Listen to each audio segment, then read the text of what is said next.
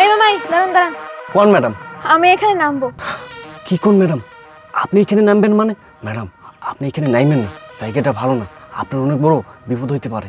এই চুপ কর, আমার বিপদ হোক আর না হোক সেটা আমি বুঝে নেব, তোকে কেউ জ্ঞান দিতে বলেনি। আচ্ছা আপনার ইচ্ছা, আপনি যখন এইখানে নামবেন তো নামেন, বিপদ হইলে আপনার হইব, আমার তো হইব না। হ্যাঁ সেটাই, আমি বুঝে নেব। তোর কত ভাড়া হয়েছে তাই বল। 20 টাকা। আচ্ছা ঠিক আছে, এই নে। আচ্ছা আচ্ছা একটা কথা বলতো, তোর ইনকাম কত প্রত্যেক দিন? এই ধরেন 400-500 টাকা। 400-500 টাকা। আচ্ছা তোকে যদি আমি একটা অফার দিই তুই কি নিবি? কি অফার? তোকে আমার একটা ছোট্ট কাজ করে দিতে হবে, তার বদলে আমি তোকে 1,00,000 টাকা দেব। কি কোন ম্যাডাম, ছোট্ট একটা কাজ করে দিলেই আপনি আমার 1,00,000 টাকা দিবেন? হ্যাঁ, কি কাজ? এই যে ব্যাগটা দেখছিস, এই ব্যাগটা, ওই যে সামনে চেকপোস্টটা দেখতে পাচ্ছিস, এই ব্যাগটা ওই চেকপোস্টটা শুধু পার করে দিতে হবে। সামান্য এই ব্যাগটা পার করে দিলেই আপনি আমার 1,00,000 টাকা দিবেন? কি কয়, সামান্য একটা ব্যাগ পার করে দিলে আমার 1,00,000 টাকা দিবে? না না, আমার মন বলতেছে এখানে কোনো অবৈধ জিনিস আছে, আমার দরকার নাই বাবা, আমি পারবো না। এই কি রে, এত কি ভাবছিস? ম্যাডাম আমি পারবো না, আপনি অন্য কারো দিয়ে কাজটা করে দেন। পারবি না মানে? আচ্ছা বুঝেছি, টাকার অঙ্কটা মনে হয় কম হয়ে গেছে। শোন, তোর জন্য আরেকটা অফার আছে। তুই যদি আমাকে কাজটা করে দিস, তোকে আমি 1,00,000 না 2,00,000 টাকা দিব। এবার ভেবে দেখ যে তুই কাজটা করবি কি না। 2,00,000 টাকা আমার মনে হয় না যে তুই 4-5 মাসেও এই ভাঙ্গা অটোটা চালিয়ে ইনকাম করতে পারবি। আর 2,00,000 টাকা দিয়ে তুই অনেক কিছু করতে পারবি, ভালোভাবে জীবনযাপন করতে পারবি। সত্যি কইতেছেন 2,00,000 টাকা দিবেন? হ্যাঁ। ম্যাডাম কয় কি, সামান্য একটা ব্যাগ পিস পার করে দিলেই আমার 2,00,000 টাকা দিবে? এই 2,00,000 টাকা দিয়ে তো আমি অনেক কিছু করতে পারবো। আমার তো একটা থাকার ঘর নাই, আমি একটা ঘর উঠাইতে পারবো। এই প্রস্তাবে আমি রাজি হয়েছি, এইরকম সুযোগ বারবার আসে না। আরে এই এত কি ভাবছিস, আমার হাতে বেশি সময় নাই, তাড়াতাড়ি বল। ম্যাডাম চিপস লাগবে? না না লাগবে না। আরে তোকে দেখে তো মনে হচ্ছে না যে তুই চিপস বিক্রি করিস। কিরে, অন্য কিছু আছে নাকি? ম্যাডাম আছে তো অনেক কিছুই, আপনার কোনটা লাগবে? কোনটা? কি ব্যাপার ম্যাডাম, আপনার এটার প্রয়োজন? এটা তো আমার কাছে একটা ব্যাপারই নয়। তাই নাকি? তাহলে দে। ও আমার পকেটে তো এখন নেই, আপনি 5 মিনিট দাঁড়ান ম্যাডাম, আমি চট করে যেয়ে নিয়ে আসতেছি। আচ্ছা ঠিক আছে যা। আচ্ছা ঠিক আছে, দাঁড়াও এখানে। আরে যে তুই কি ভাবলি বল, কাজটা কি করবি? ম্যাডাম আপনি যখন এত করে কইতেছেন, রাজি হয়েছি। আচ্ছা ঠিক আছে, এনে ধর। ম্যাডাম টাকা? আরে বাবা, তোর টাকা নিয়ে কি আমি পালিয়ে যাচ্ছি নাকি? চিন্তা করিস না, আগে কাজটা শেষ কর, তোর টাকা তুই সময় মতো পেয়ে যাবি। ব্যাগ পার করার পর যদি আপনি আমার টাকা না দেন তখন? আরে বাবা, তোর এই হাতে যে ব্যাগটা আছে, এই ব্যাগে আমার কত দামি জিনিস আছে জানিস তুই? এটা না নিয়ে কি আমি চলে যাব নাকি? আচ্ছা ঠিক আছে, আপনারা বিশ্বাস করে আমি রাজি হইলাম।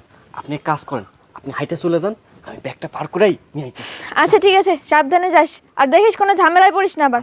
ঠিক আছে। এই দাঁড়া, অটো নিয়ে কোথায় যাচ্ছিস? অটো রেখে হেঁটে হেঁটে যা। আচ্ছা ঠিক আছে। কি গাড়ি রেখে যেতে কয়? না না, আমি গাড়ি রেখে যাব না। এখন তো আমার মন কইতেছে এটা অটো চুরি করে ধান্দা। না না বাবা, আমি গাড়ি রেখে যাবো না, গাড়ি নিয়েই যাবো। ম্যাডাম হ্যাঁ? আমি হাইটে যেতে পারবো না, আমি অটো নিয়ে যাবো। কেন? ওইটা আপনি বুঝবেন না। আচ্ছা ঠিক আছে বাদ দে, তুই হেঁটে যাবি না অটো নিয়ে যাবি সেটা তোর ব্যাপার, এখানে আমার কিছু বলার নাই, কিন্তু কাজটা করা চাই। টেনশন করবেন না, 100% করে দেবো। আচ্ছা ঠিক আছে যা।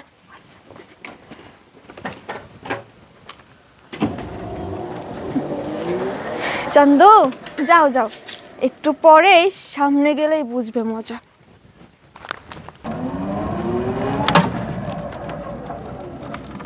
হায় আল্লাহ, সামনে তো পুলিশের চেকপোস্ট। এখন আমি কি করি? পুলিশের চেকপোস্ট যতই থাকুক, আমি আমার কৌশল কাজে লাগাইয়া যে করে হোক ব্যাগটা পার করমই তো করবো। চাই সাহস করে, আল্লাহ যা কপালের লিখছে সেটাই হইব। চাই।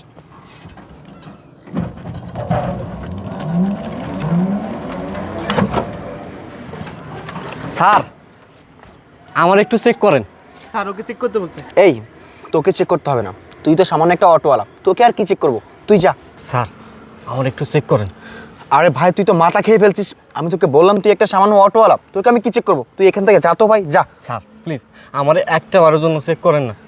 আরে ও তো মাথা খেয়ে ফেলছে রাহান, তুমি একটা কাজ করো, ওকে চেক করো তো। কর। এই রাহান এটা কি দেখি, এই এটা কি? এই তুই কি বাবু ভাইয়ের লোক? হ্যাঁ স্যার। এই তাতে লুকাইটা। আরে আজকে আমি ডিউটিতে আসি দেখে তুই বেঁচে গেলি, আজকে আমার জায়গায় যদি অন্য কোনো অফিসে থাকতো তুই তো ফেসে যেতি। যা যা তুই এখান থেকে তাড়াতাড়ি যা, তাড়াতাড়ি যা। দাঁড়ান। ম্যাডাম আসসালামু আলাইকুম। ওয়ালাইকুম আসসালাম। আপনি এখানে? হ্যাঁ আমি এখানে। এখানে আসুন। ওনাকে ছেড়ে দিয়েছেন কেন? ভালো করে চেক করুন। ম্যাডাম ওনাকে ভালো করে চেক করেছি, ওনার কাছে কিছু নেই তো। আমি বলেছি আবার চেক করুন। আবার চেক করবো? আচ্ছা ঠিক আছে রাহান সাহেব আবার চেক করুন তো। স্যার কিছু নাই।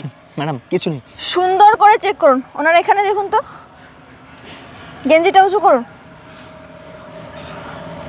এটা কি?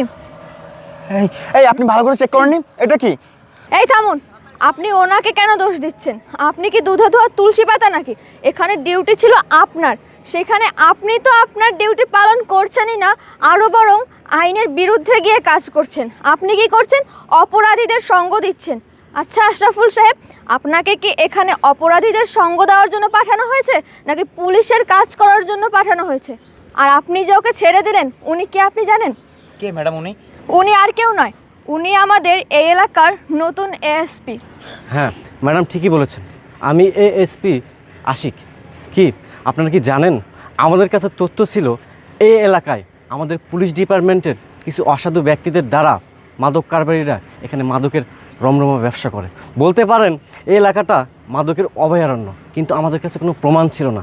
তাই আমরা পুলিশের ঊর্ধ্বতন কর্মকর্তার নির্দেশে প্ল্যানিং করে আপনাদের হাতে নাতে ধরেছি।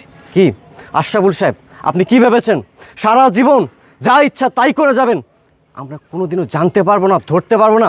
আফসোস, আপনার চিন্তাটা ভুল। সাধারণ মানুষ কোনো অন্যায় করলে সে অন্যায় মেনে নেওয়া যায়, কিন্তু প্রজাতন্ত্রের কর্মী আপনি, আপনার অন্যায় মেনে নেওয়া যায় না। আপনি কি মানুষ? আমার তো মনে হয় না মানুষ। আপনি মানুষ হলে এমন একটি জঘন্য কাজ করতে পারতেন না। আপনার বিবেকে এতটুকু বাড়তেছে না যে আপনি দেশের প্রজাতন্ত্রের একজন কর্মী? আপনি দেশ থেকে টাকা নিচ্ছেন, আমাদের করের টাকা নিচ্ছেন, সেই টাকা নিয়ে দিনের পর দিন আমাদের সাথে অন্যায় করতেছেন।